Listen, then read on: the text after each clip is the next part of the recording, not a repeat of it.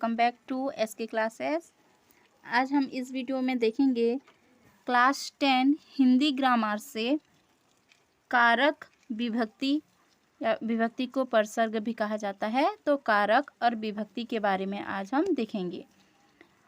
तो इससे पहले हम समझ लेते हैं एक वाक्य में कौन कौन से पद रह सकते हैं, यानी कौन कौन से पद होते हैं।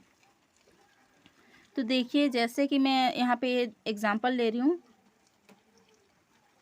राम जा रहा है। इस वाक्य में राम क्या है? कर्ता है, और ये एक संज्ञा है। कौन सा? व्यक्तिवाचक संज्ञा। इसके बारे में हम पहले भी पढ़ चुके हैं। जा रहा है ये क्रिया है, यहाँ पे जाने का कार्य हो रहा है। उसी तरह सीता जा रही है, यहाँ पे सीता कर्ता है और ये एक व्यक्तिवाचक संज्ञा है, और जा रही है ये क्रिया है। तो यहाँ पे देखिए, जा रहा है और यहाँ पे जा रही है, यानी ये कुछ परिवर्तन है, इसमें कुछ परिवर्तन है। और इस परिवर्तन किस कारण से हुआ है?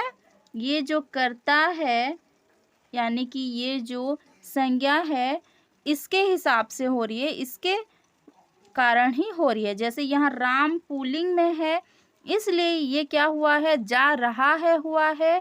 और सीता स्त्रीलिंग में है, इसीलिए जा रही है हुआ है ना। तो यहाँ पे हमने क्या देखा?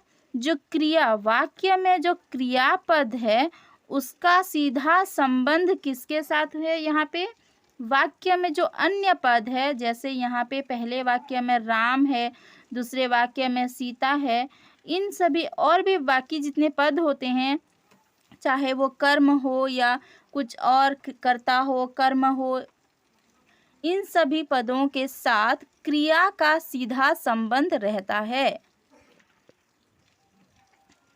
और ये जो संबंध है इसी को कहते हैं कारक। इसको अच्छे से एक बार और देखते हैं।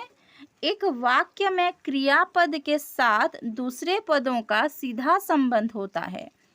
इसके अलावा पदों का पारस्परिक संबंध भी होता है।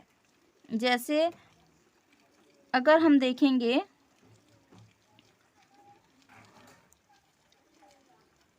गोपाल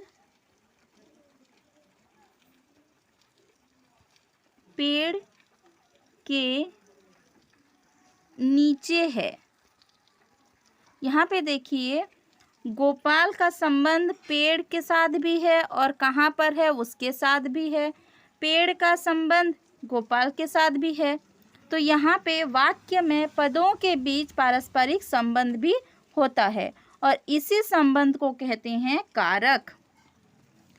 तो यह क्या है कारक? एक बार और देखते हैं। संज्ञा या सर्वनाम का जिस रूप से वाक्यों के अन्य पदों के साथ जो संबंध है उसी को कहते हैं कारक।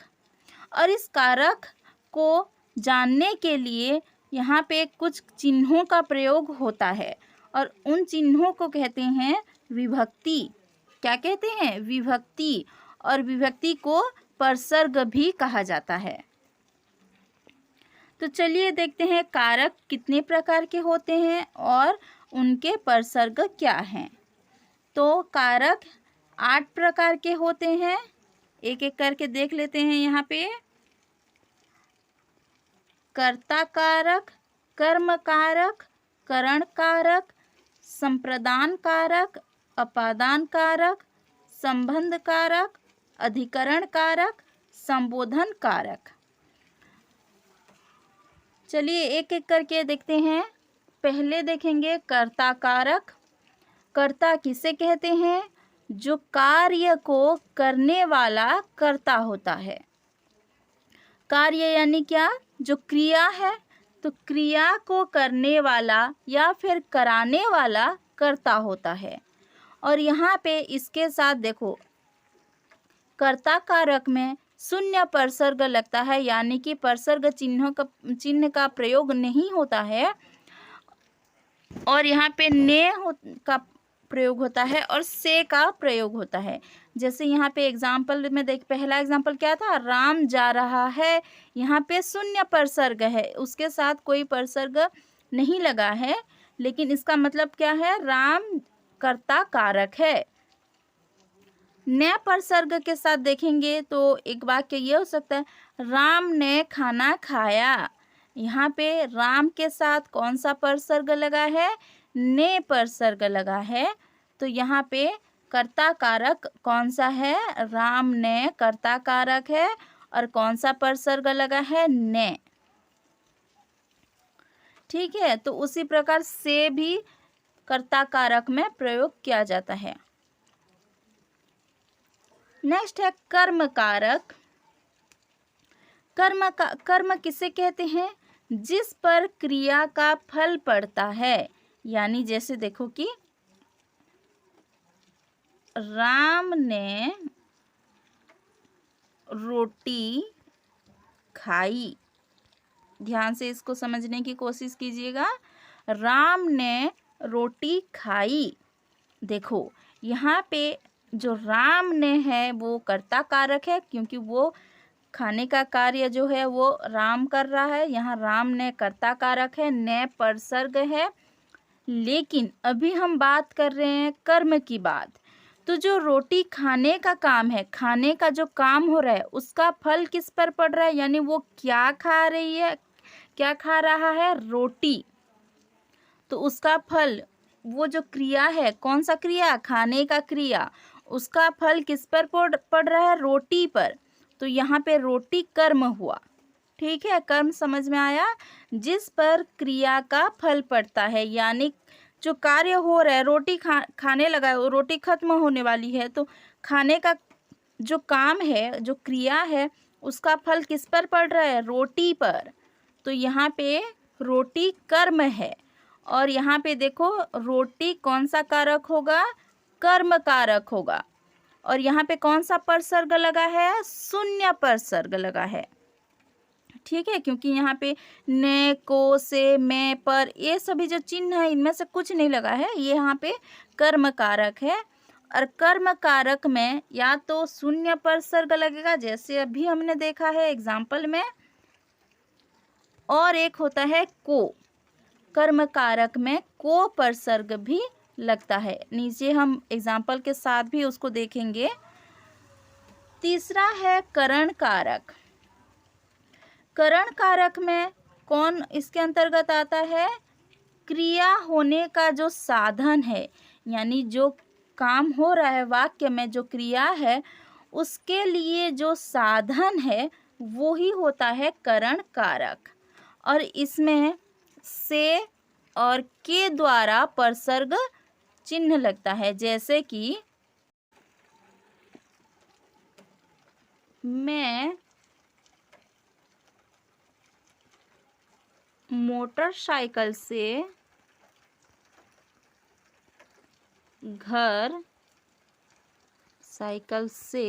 घर जाता हूँ। ये एक वाक्य है। यहाँ पे क्या, कौन सा क्रिया हो रहा है, यहाँ पे जाने का क्रिया हो रहा है। ठीक है, और उसका साधन क्या है, वो कैसे जा रहा है, साइकिल से, मोटरसाइकिल से वो घर जा रहा है। तो यहाँ पे क्रिया होने का साधन क्या है, मोटरसाइकिल, तो ये करण कारक होगा। और यहाँ पे कौन सा परसर्ग चिन्ह लगा है, से। मैं कलम से लिखती हूँ, यहाँ पे कलम क्या होगा, करण कारक होगा, और उसमें कौन सा परसर्ग चिन्ह है, से। तो करण कारक में क्रिया होने का जो साधन है वो इसके अंतर्गत आता है, और इसमें से और के द्वारा परसर्ग चिन्ह लगता है। नेक्स्ट है संप्रदान कारक। इसके अंतर्गत क्या आता है, देखिए, संप्रदान यानी दान करना। अगर किसी के हित में कुछ कार्य किया जा रहा है, उसको कुछ दिया जा रहा है, तो वहाँ पे संप्रदान कारक होता है। जैसे कि देखो, भिखारी को भीख दो, यहाँ पे क्या हो गया है, भिखारी को भीख दिया जा रहा है, तो यहाँ पे संप्रदान कारक होगा। और संप्रदान कारक में कौन सा परसर्ग चिन्ह लगता है, को के लिए। जैसे भिखारी को भीख दो, तो यहाँ पे भिखारी को संप्रदान कारक है। नेक्स्ट है अपादान कारक। अपादान का अर्थ होता है अलग होना, ठीक है। अगर किसी शब्द से हमें अलग होने का भाव मिले, अलग होने का बोध हो, तो वहाँ पे अपादान कारक होगा जिस संज्ञा या सर्वनाम से, ठीक है। तो देखिए जैसे पेड़ से फल गिरा, पेड़ से, देखिए यहाँ पे पेड़ से फल गिरा, ठीक है। पेड़ से फल गिरा, इसमें पेड़ से फल गिरा यानी कि कुछ अलग हो रहा है ना, पेड़ से फल अलग हो रहा है, अलग होने का भाव यहाँ पे हमें पता चल रहा है। तो यहाँ पे जो पेड़ से है वो अपादान कारक में है, और यहाँ पे से परसर्ग चिन्ह का प्रयोग किया गया है। नेक्स्ट है संबंध कारक। यहाँ पे संज्ञाओं के बीच का संपर्क पता चलता है। अगर जैसे संबंध कारक में किसी के साथ, एक संज्ञा के साथ दूसरे संज्ञा या सर्वनाम के साथ जो संबंध है, उसको अगर हमें उसका बोध हुआ तो संबंध कारक होगा। जैसे कि देखो राम का घर, देखो यहाँ पे राम का घर, तो यहाँ पे राम और घर के बीच में ये संपर्क को यानी संबंध को बताया जा रहा है कि वो राम का घर है। राम का घर यानी यहाँ राम और घर के बीच में संबंध को बता रहा है ना, इससे हमें एक राम का घर यानी घर के साथ राम का संबंध पता चल रहा है हमें कि वो राम का घर है, ठीक है। तो यहाँ पे संबंध कारक का प्रयोग किया गया है। और संबंध कारक में जैसे यहाँ पे का प्रयोग हुआ था, उसी तरह का, के, की, रा, रे, री, ना, ने, नी परसर्ग चिन्ह का प्रयोग होता है। नेक्स्ट है अधिकरण कारक। संज्ञा या सर्वनाम के जिस रूप से हमें स्थान या समय का बोध हो, वहाँ पे अधिकरण कारक होता है। जैसे कि अगर हम कहेंगे मैं कटक जाऊंगी, मैं कटक जाऊंगी, तो यहाँ पे क्या होगा,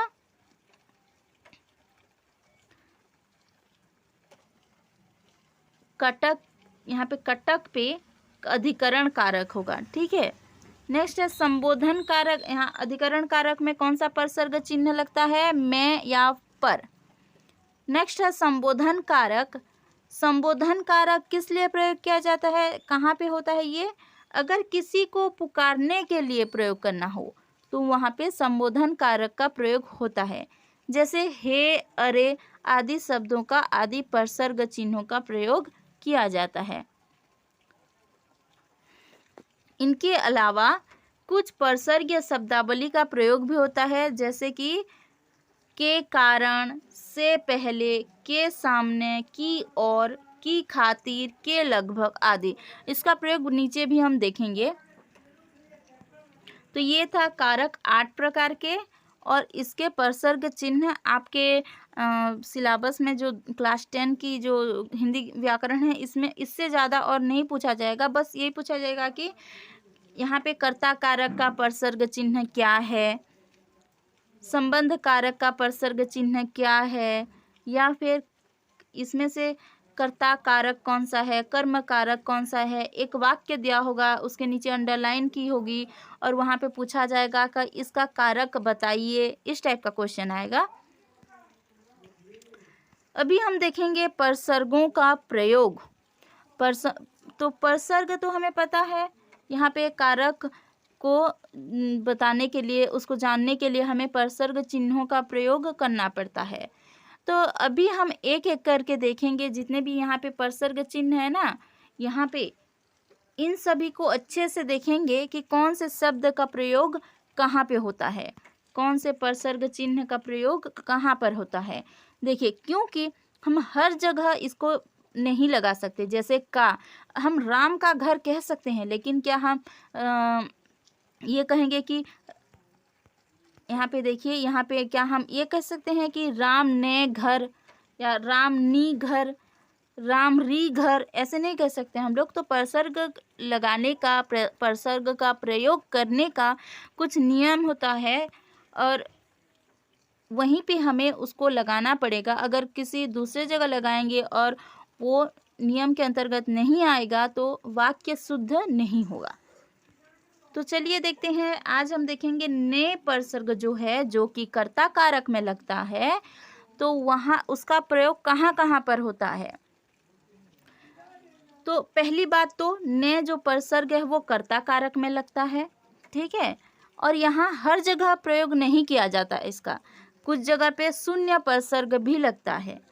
तो चलिए हम पहले देखेंगे कर्ता कारक में ने का प्रयोग कहाँ कहाँ नहीं होता है, यानी किस जगह पे हमने, वो कर्ता कारक होगा लेकिन वहाँ पे हम ने का प्रयोग नहीं करेंगे, वहाँ पे शून्य परसर्ग आएगा, ठीक है।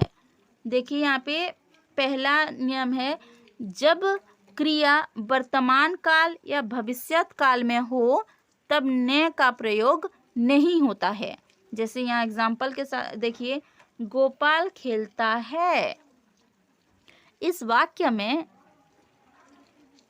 गोपाल के साथ ने का प्रयोग नहीं हुआ है। क्यों नहीं हुआ है? क्योंकि ये वर्तमान काल में है। देखो, गोपाल खेलता है, ये वर्तमान काल में है, इसलिए यहाँ पे ने का प्रयोग नहीं हुआ है। दूसरा देखिए, मीना गीत गाएगी, अभी गाया नहीं है, गाई नहीं है, वो गाएगी, फ्यूचर की बात हो रही है यहाँ पे, भविष्यत काल की बात हो रही है यहाँ पे। तो मीना गीत गाएगी भविष्यत काल में है और यहाँ पे भी ने का प्रयोग नहीं हुआ है। तो पहले जो पहला नियम है, पहला रूल है, वो क्या है, वर्तमान काल और भविष्यत काल में कर्ता कारक में भी ने का प्रयोग नहीं होगा। यानी क्या, इसका मतलब क्या हुआ, भूतकाल में होगा।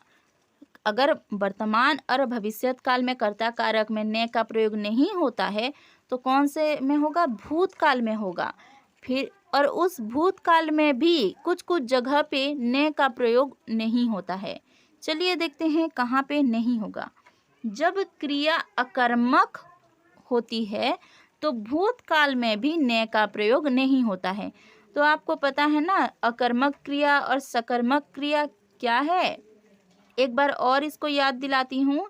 अगर क्रिया का कर्म नहीं होता है तो वो अकर्मक होता है, अगर क्रिया का कर्म हो तो वो सकर्मक होता है, ठीक है। जैसे देखो, अगर हम कहेंगे हंसना एक क्रिया है, तो हंसना क्रिया का कुछ कर्म हो सकता है, नहीं हो सकता है, यहाँ इसका कर्म नहीं है। आप कमेंट में बता दीजिएगा, अगर अकर्मक और सकर्मक में आपको डाउट है कुछ, तो मैं उसको भी एक वीडियो बनाकर क्लियर करूँगी। लेकिन फिलहाल के लिए ये समझिए, जिसका कर्म नहीं है वो अकर्मक है और जिस क्रिया का कर्म है वो सकर्मक है। हंसना अकर्मक क्रिया है और खाना सकर्मक क्रिया है, क्योंकि हम, अगर मैं कहूँगी मैंने रोटी खाई, तो यहाँ खाना क्रिया का कर्म क्या है, रोटी है ना। लेकिन लता हंसी, हंसी, तो यहाँ पे हंसी का कुछ कर्म नहीं होता है। जैसे अच्छा हंसी, बुरा हंसी, कुछ हंसी, इस टाइप का नहीं होता है, तो इसका कर्म नहीं होता है। तो यहाँ पे जितने भी अकर्मक क्रिया हैं, अगर वो भूतकाल में हैं तो यहाँ पे ने का प्रयोग नहीं होगा। जैसे देखो, यहाँ लता हंसी, यहाँ पे लता के साथ ने का प्रयोग नहीं हुआ है। लता कर्ता कारक है और इसमें शून्य परसर्ग है, ठीक। दूसरा एग्जाम्पल, वह आदमी गया, वह आदमी गया, तो जो गया कर्म है वो अकर्मक है, सॉरी, जो क्रिया है गया, तो वो अकर्मक है और इसीलिए यहाँ पे वह के साथ ने का प्रयोग नहीं हो सकता है। वह आदमी के साथ ने का प्रयोग नहीं हो सकता है।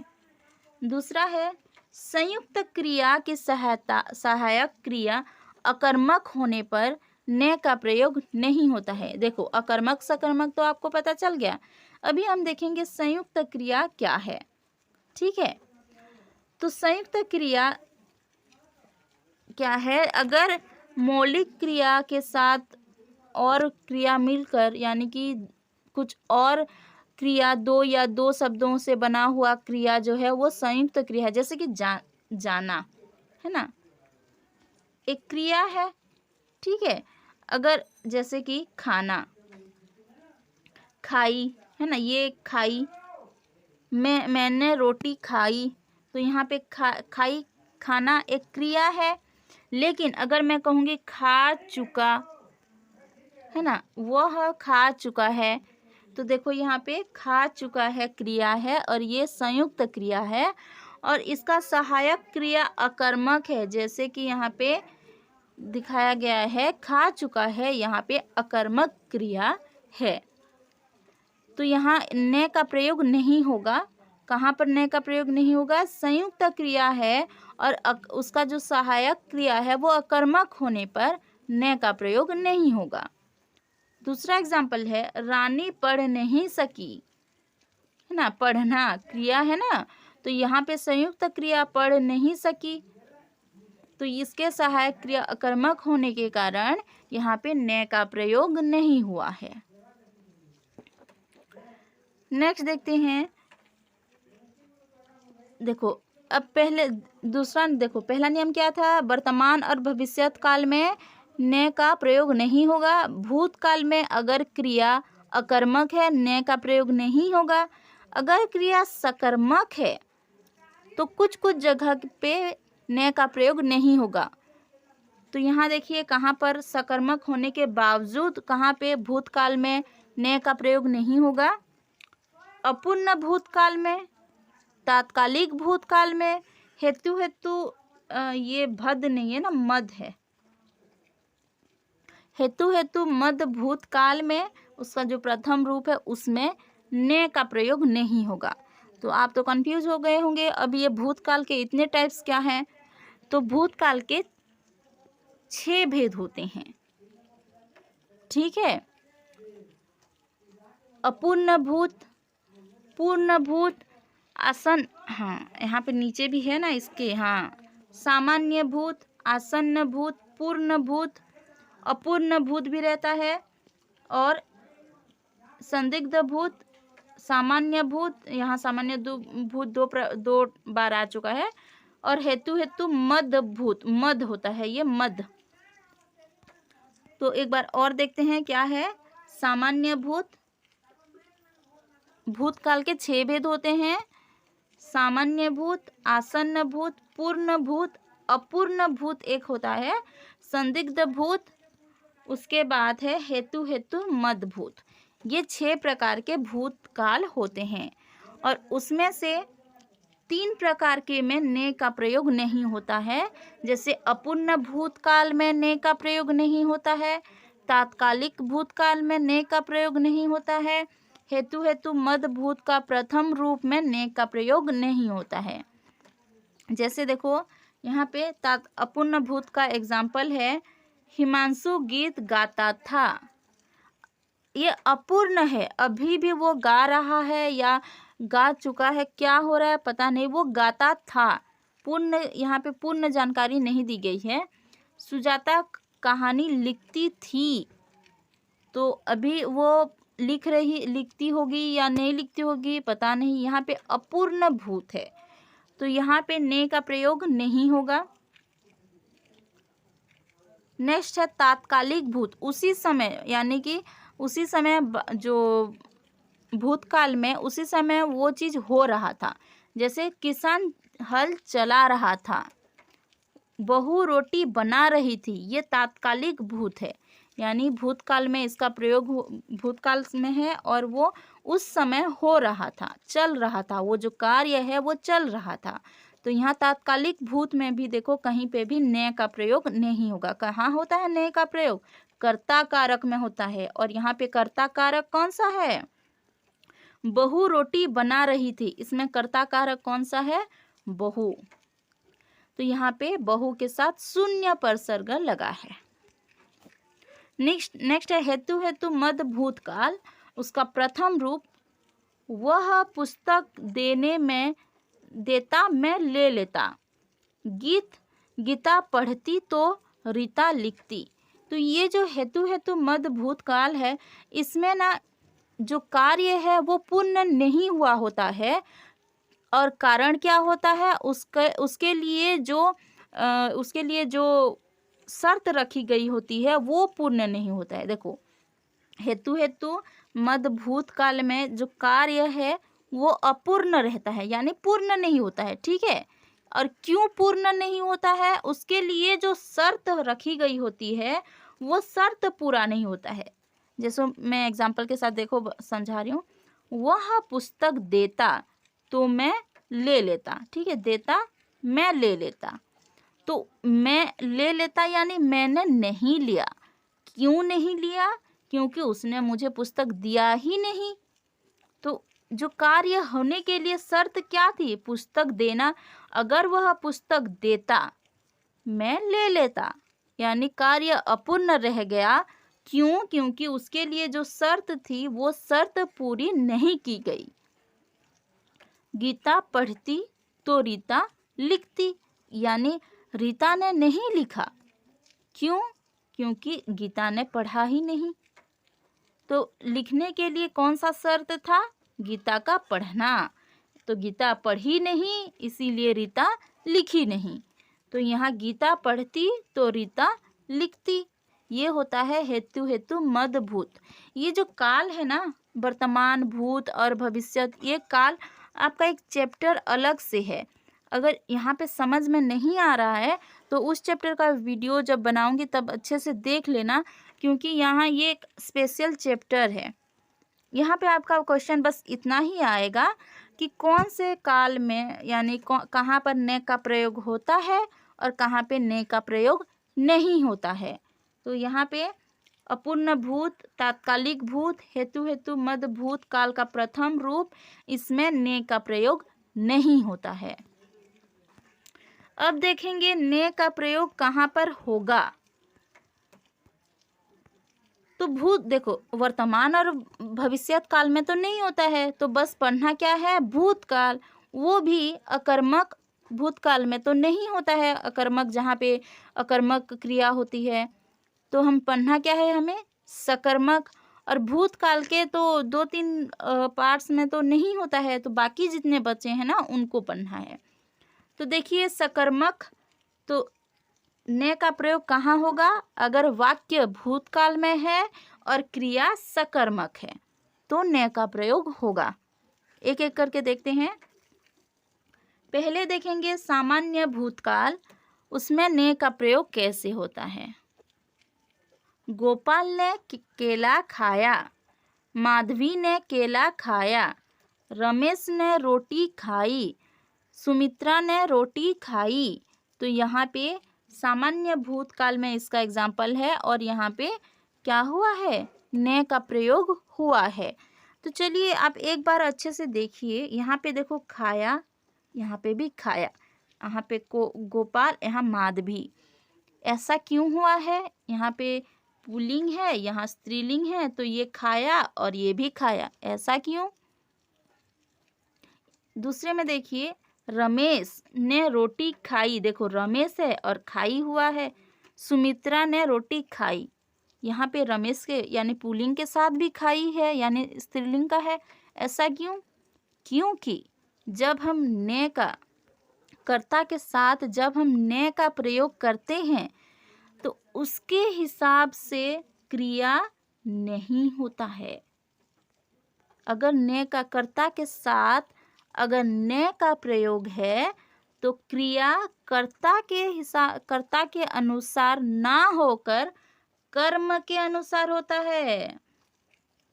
एक बार और देखिए, अगर कर्ता के साथ ने का प्रयोग हुआ है तो क्रिया कर्ता के अनुसार ना होकर कर्म के अनुसार होता है। जैसे देखो केला कर्म है यहाँ पे, और केला एक पुल्लिंग शब्द है, इसीलिए माधवी ने केला खाया, क्योंकि ये जो खाया क्रिया है वो माधवी शब्द के अनुसार ना होकर केला शब्द के अनुसार हुआ है।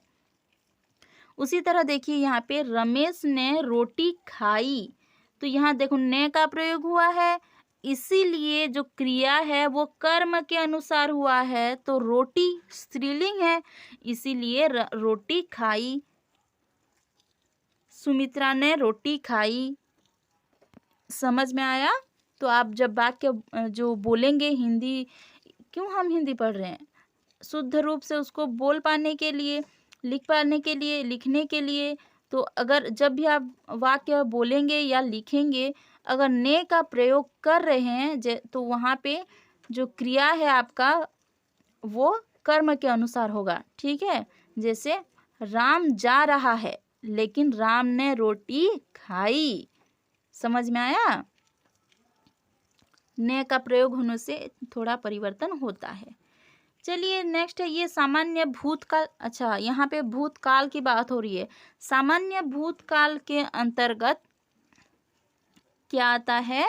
वाक्य भूतकाल में हो, यानी जो कार्य है वो भूतकाल में हुआ होता है, लेकिन उसका समय का पता नहीं चलता है, वो सामान्य भूतकाल में होता है। ठीक, नेक्स्ट है आसन्न भूतकाल। आसन्न भूतकाल में माला ने केला खाया है, रमेश ने जलेबी खाई है। यहाँ पे ने का प्रयोग हुआ है, अच्छे से देखिए। पूर्ण भूतकाल यानी वाक्य भूतकाल में पूरी हो चुकी है। जैसे कि बालकों ने पुस्तक पढ़ी थी, सुनीता ने रसगुल्ला खाया था। यहाँ पे वाक्य पूर्ण हो चुका है, वो जो कार्य है वो पूर्ण हो चुका है, तो यहाँ पे पूर्ण भूतकाल है। नेक्स्ट है संदिग्ध भूतकाल। संदिग्ध भूतकाल के अंतर्गत आता है वो कार्य हुआ है कि नहीं हुआ है, उसकी सटीक जानकारी नहीं मिलता है, वो संदिग्ध भूतकाल में है। ठीक है, जैसे पास्ट में हुआ होगा, भूतकाल में हुआ होगा, लेकिन उसका जो सटीक जानकारी नहीं होगी, यानी वो हुआ है या नहीं हुआ है हमें नहीं पता। ठीक, जैसे सुरेश ने मेला देखा होगा, लड़कियों ने खेल देखा होगा। यहाँ पे देखा है या नहीं देखा है इसकी सटीक जानकारी नहीं मिलती है। संदिग्ध भूतकाल में वही आते हैं जिसके भूतकाल में होने चाहिए वो कार्य, लेकिन हुआ है या नहीं हुआ है हमें नहीं पता। नेक्स्ट है सामान्य भूतकाल में भी ये हो चुका है एक बार। सामान्य भूतकाल में क्या होता है? ने का प्रयोग होता है। सरोज ने पत्र पढ़ा हो, सरोज ने चिट्ठी लिखी हो, तो यहाँ पे ने का प्रयोग हुआ है। हेतु हेतु मदभूत, इसको मैं समझा चुकी हूँ। यहाँ पे उसके प्रथम जो रूप है वहाँ पे ने का प्रयोग नहीं होता है। ठीक है, लेकिन देखो यहाँ पे तुमने पढ़ा होता तो मैंने भी पढ़ा होता, यहाँ पे देखो ने का प्रयोग हुआ है। राम ने यह सुना होता तो उसने, यानी कि वैसा उसने, यानी यहाँ पे जिसके बारे में दूसरा जो शर्त जो कार्य है वो जो कर रहा है उसके बारे में है, वैसा काम न किया होता है, यानी अगर तुमने उसकी बात सुनी होती तो वो ऐसा काम नहीं किया होता। ठीक है, यहाँ हेतु हेतु भूत का ये मद है ना, मद भूत का दूसरा रूप में ने का प्रयोग होता है। ठीक है, ये है भूतकाल में ने का प्रयोग होता है। और कहाँ कहाँ होता है? सामान्य भूत, आसन्न भूत, पूर्ण भूत, संदिग्ध भूत, हेतु हेतु मद भूत, यहाँ पे ने का प्रयोग होता है। और कहाँ नहीं होता है? यहाँ पे अपूर्ण भूत, तात्कालिक भूत, हेतु हेतु मद भूत के प्रथम रूप में ने का प्रयोग नहीं होता है। अब यहाँ ध्यान से देखिए क्या हुआ है, अच्छे से देखिए। केला, एक केला किसमें है? ये एक पुल्लिंग शब्द है और ये एक जो एक वचन है उसमें है। इसमें ये एक केला क्या है? पुल्लिंग है और एक वचन में है, ठीक। इसीलिए यहाँ देखो, लड़के ने एक केला खाया। मैं आपको पहले भी बता चुकी हूँ कि जब ने का प्रयोग होता है तब क्रिया जो है वो कर्ता के अनुसार ना होकर कर्म के अनुसार होगा। तो ये जो खाया क्रिया है वो कर्म के अनुसार हुआ है। लड़के ने एक केला खाया, लड़कों ने एक केला खाया, लड़की ने एक केला खाया, लड़कियों ने एक केला खाया। ये सभी वाक्य सही हैं, ठीक है। देखो यहाँ एक वचन पुल्लिंग है, बहुवचन पुल्लिंग है, एक वचन स्त्रीलिंग है, बहुवचन स्त्रीलिंग है और सभी के साथ खाया लगा है। फिर भी ये वाक्य सही होंगे। क्यों? क्योंकि यहाँ ने का प्रयोग हुआ है तो कर्म के अनुसार हुआ है। कर्म एक वचन पुल्लिंग में है तो ये खाया, ठीक है। उसी तरह देखो, चार केले, यहाँ पे क्या है? पुल्लिंग बहुवचन है। क्या है? पुल्लिंग बहुवचन। तो यहाँ खाए, खाया का बहुवचन क्या हो गया? खाए। तो ये यहाँ पे लड़के ने चार केले खाए, लड़कों ने चार केले खाए, लड़की ने चार केले खाए, लड़कियों ने चार केले खाए। ये सभी वाक्य सही हैं। नेक्स्ट है रोटी। रोटी, रोटी स्त्रीलिंग है और यहाँ पे एक रोटी क्या है? एक वचन और स्त्रीलिंग शब्द, ठीक है।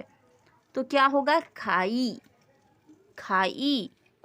तो यहाँ लड़के ने एक रोटी खाई तो क्रिया जो है वो किसके अनुसार हो रहा है? कर्म के अनुसार, एक रोटी के अनुसार। क्योंकि लड़के है, ये तो एक वचन है, ये पुल्लिंग है ना, एक वचन पुल्लिंग में है तो यहाँ पे तो खाया होना चाहिए, लेकिन नहीं है। क्यों नहीं है? क्योंकि ने का प्रयोग होने के बाद क्रिया कर्ता के अनुसार ना होकर कर्म के अनुसार होता है। तो यहाँ पे लड़के ने एक रोटी खाई, लड़कों ने एक रोटी खाई, लड़कियों ने एक रोटी खाई, लड़की ने एक रोटी खाई। ये जो सभी वाक्य हैं वो सही हैं।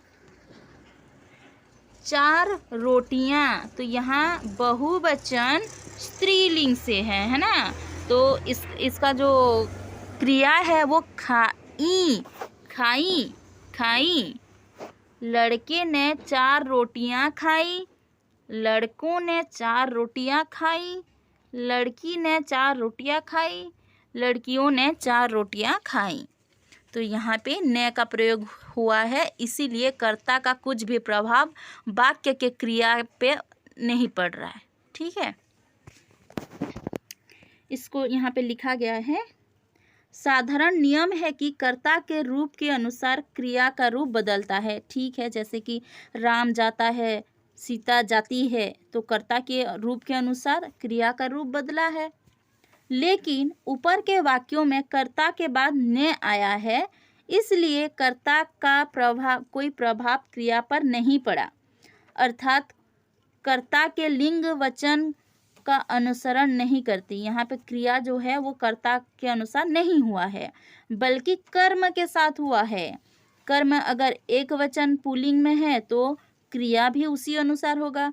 अगर कर्म बहुवचन पुल्लिंग है तो क्रिया भी उसी अनुसार होगा। कर्म एक वचन स्त्रीलिंग है तो क्रिया भी उसी अनुसार होगा। कर्म बहुवचन स्त्रीलिंग में है तो क्रिया भी बहुवचन स्त्रीलिंग में होगा। जैसे देखो, केला का केले, मछली का मछलियाँ, अतः उन्हीं के अनुसार क्रिया चार प्रकार की हुई। देखो यहाँ पे कर्म के अनुसार, यहाँ पे खाना जो क्रिया है ना, खाना, यहाँ पे जो खाना क्रिया है उसका चार रूप दिया गया है। खाया, क्योंकि यहाँ पे एक वचन पुल्लिंग है, खाए, यहाँ पे बहुवचन पुल्लिंग है, खाई एक वचन स्त्रीलिंग के अनुसार, खाई बहुवचन स्त्रीलिंग के अनुसार क्रिया हुआ है। नियम 1 है, क्या है वो? अगर कर्ता के साथ ने का प्रयोग किया गया है तो क्रिया कर्म के साथ अनुसार होगा। नेक्स्ट है, देखो, लड़के ने खाया, लड़कों ने खाया, लड़की ने खाया, लड़कियों ने खाया। ये सभी सही हैं क्योंकि यहाँ ने का प्रयोग किया गया है। लेकिन देखो यहाँ पे तो कर्म नहीं है, है ना, यहाँ पे कोई कर्म नहीं है। जैसे वहाँ पे रोटी खाई, केला खाया था ना, कर्म रोटी केला, लेकिन यहाँ पे तो कोई कर्म नहीं है। तो हमें पता कैसे चलेगा कि हमें यहाँ खाया लिखना है, खाई लिखना है, खाई लिखना है कि खाए लिखना है? कर्म क्रिया का किस रूप लिखना है, हमें पता कैसे चलेगा? इसका एक नियम होता है। जब कोई कर्म नहीं है और कर्ता में ने का प्रयोग हुआ है तो यहाँ पे जो क्रिया है उसका रूप क्या होगा? अन्य पुरुष एक वचन पुल्लिंग में होगा। पता है ना आपको पुरुष पता है ना? प्रथम पुरुष, मध्यम पुरुष, अन्य पुरुष, पता है ना? ये जो हमें इंग्लिश में आई, वी, यू, ही, सी और दे, ये जो person, first person, second person, third person पढ़े हैं ना इंग्लिश ग्रामर में, हिंदी में भी वैसा होता है। देखो यहाँ पे प्रथम पुरुष में होता है, प्रथम पुरुष में मैं एक वचन में होता है और बहुवचन में हम, ठीक है। मध्यम पुरुष यानी जो सेकंड पर्सन होता है, मध्यम पुरुष या द्वितीय पुरुष, मध्यम पुरुष में होता है तुम एक वचन में और तुम लोग बहुवचन में, ठीक है। और अन्य पुरुष यानी कि जो तृतीय पुरुष होता है, जिसको अन्य पुरुष भी कहा जाता है, उसका एक वचन में है वह या फिर यह, ये सब, और इसके बहुवचन में होता है वे, ये सभी। तो पुरुष समझ में आया। अगर कर्म नहीं है, कर्म यहाँ पे नहीं है ना, कोई भी कर्म, क्रिया का कोई भी कर्म नहीं है, यहाँ पे बस कर्ता है और क्रिया है, तो क्रिया के कर्ता के साथ ने लगा है, इसीलिए जो यहाँ पे क्रिया है वो क्या होगा? अन्य पुरुष एक वचन पुल्लिंग, यानी यहाँ पे एक वचन पुल्लिंग तो हमें पता ही है, खाया, तो यहाँ पे इसीलिए खाया का प्रयोग किया गया है।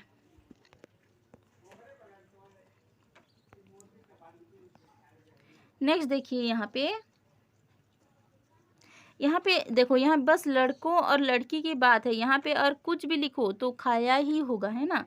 नेक्स्ट देखिए यहाँ पे, माँ ने बच्चों को बुलाया, बूढ़ी ने लड़कियों को देखा, तुमने लड़के को खिलाया, लड़के ने लड़की को हंसाया, मदन ने लड़की को पढ़ाया। तो यहाँ देखो कर्ता के साथ ने उपसर्ग चिन्ह का प्रयोग हुआ है, इसीलिए क्रिया जो है वो कर्ता के अनुसार नहीं हो सकता। लेकिन कर्म के साथ भी तो यहाँ पे उपसर्ग लगा है ना। देखो यहाँ पे कर्म में भी क्या है? उपसर्ग चिन्ह को का प्रयोग किया गया है। यहाँ पे जो माँ ने, बूढ़ी ने, तुमने, लड़के ने, मदन ने, यहाँ कर्ता कारक है, ठीक। बच्चों को, लड़कियों को, लड़के को, लड़की को, लड़की को, यहाँ पे कर्म कारक है और यहाँ पे को उपसर्ग चिन्ह का प्रयोग किया गया है।